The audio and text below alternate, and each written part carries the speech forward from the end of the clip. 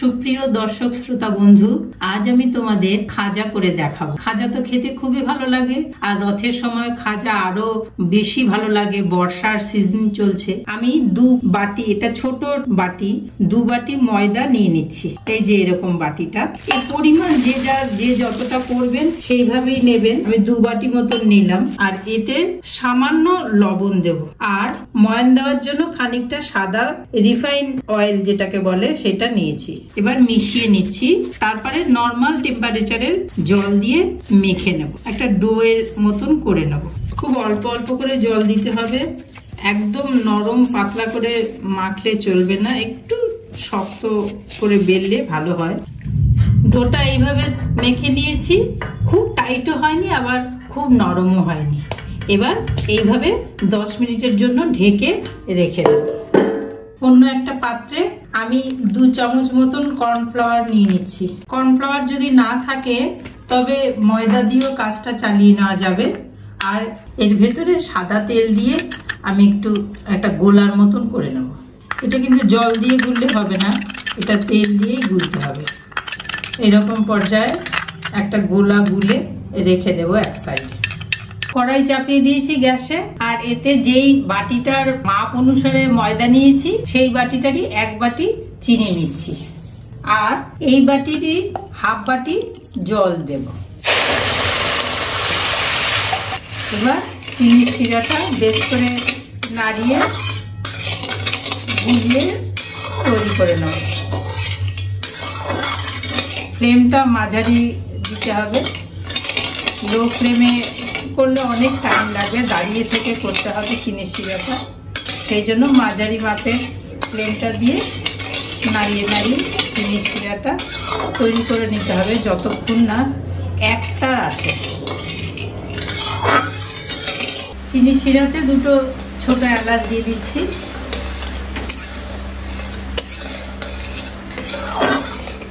চিনির শিরাটা হয়ে গেছে, এই যে ঘন হয়ে এসছে। এবার এতে আমি একটু লেবুর রস দিয়ে দেব। লেবুর রসটা দিলে আর জমে যাবে না।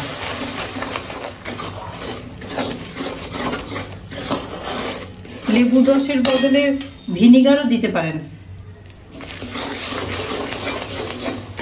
এবার এটা আমি এক পাশে রেখে দেব।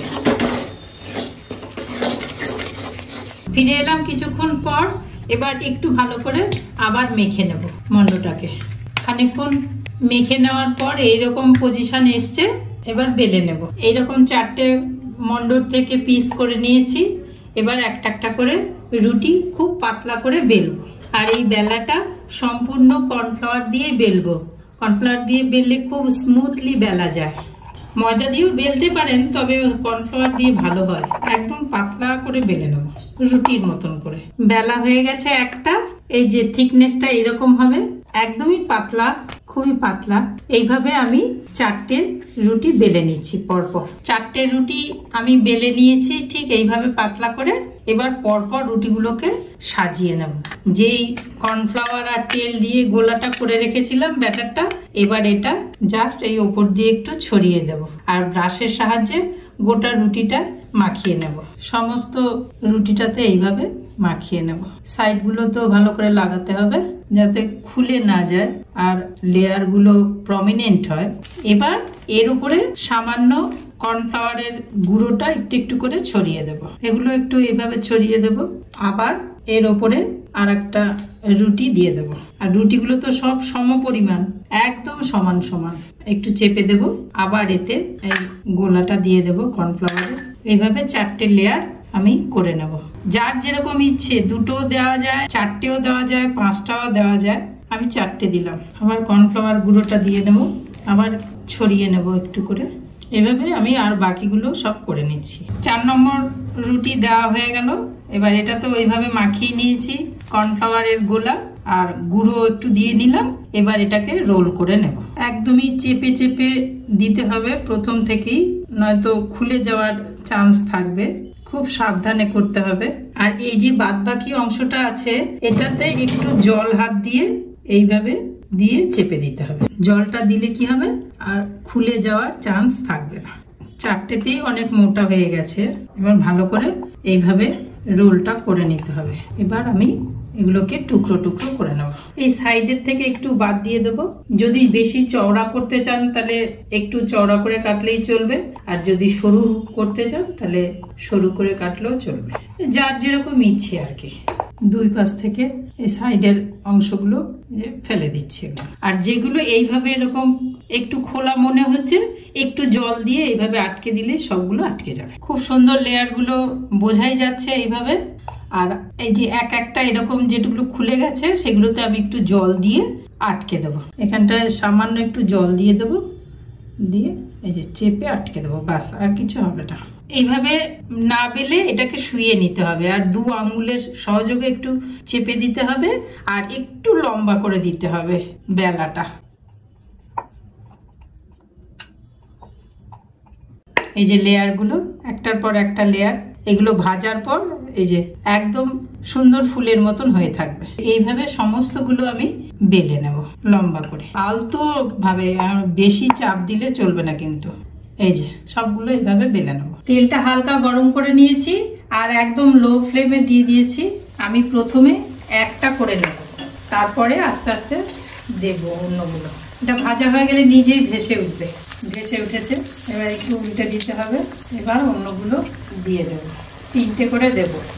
সব খাজাগুলো এই যে এইভাবে ভেজে নামিয়ে রেখেছি। খুব সুন্দর ভাজা হয়েছে আর কোনোটা খুলে যায়নি।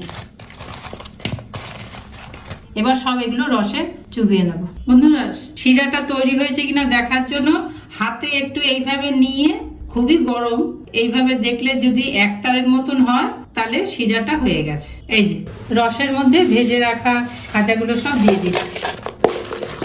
এবার উল্টে পাল্টে সব খাজাগুলোতে রসটা মাখিয়ে নেব। খুবই সুন্দর হয়েছে বন্ধুরা, একদম কড়কড় আওয়াজ হচ্ছে, আমি শুনতে পাচ্ছি। এইভাবে অন্য একটা পাত্রে আমি নামিয়ে নিচ্ছি। খাজা রেডি হয়ে গেছে। রথের সময় খাজা করে দেখবেন, বাইরের থেকে কিনে আর খেতে হবে না।